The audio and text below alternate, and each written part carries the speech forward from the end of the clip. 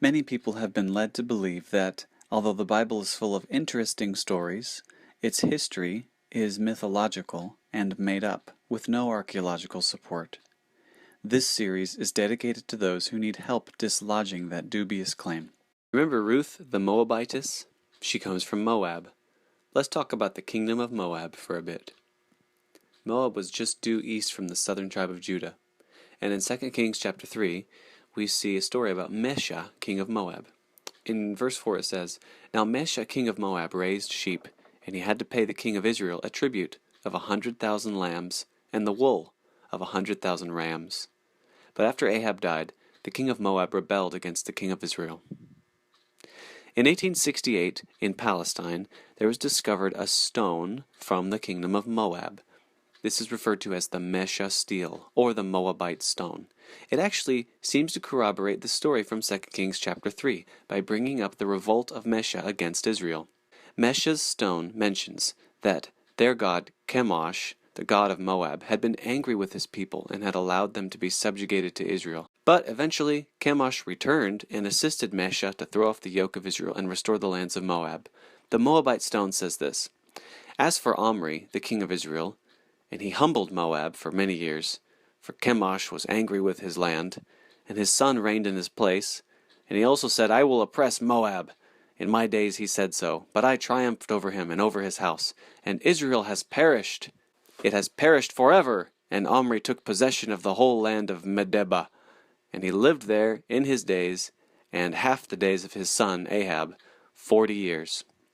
And Chemosh said to me, Go, take Nebo from Israel. And I went in the night, and fought against it from the daybreak until midday, and I took it. And I killed the whole population, 7,000 male subjects and aliens, and female subjects, aliens, and servant girls. For I had devoted them to destruction for the god Ashtar Chemosh. And from there I took the vessels of Yahweh, and I presented them before the face of Chemosh. And the king of Israel had built Yahaz, and he stayed there throughout his campaign against me. And Chemosh drove him away before my face. Later it says, And I have built Beth Medeba, and Beth Diblatin, and Beth Baal Meon, and I brought there flocks of the land, and the house of David dwelt in Haranen. So it's not surprising that the Mesha Stele is favorable to Mesha. It does seem like he kind of exaggerates a little bit, especially when he says, But I triumphed over him, and over his house, and Israel has perished. It has perished forever.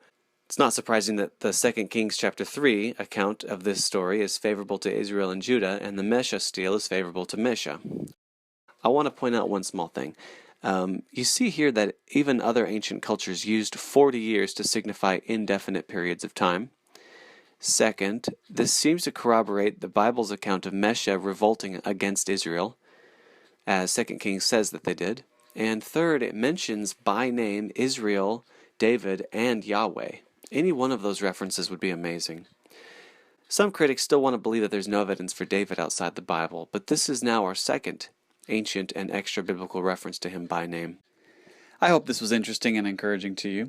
But remember, the question is not, can we prove everything in the Bible?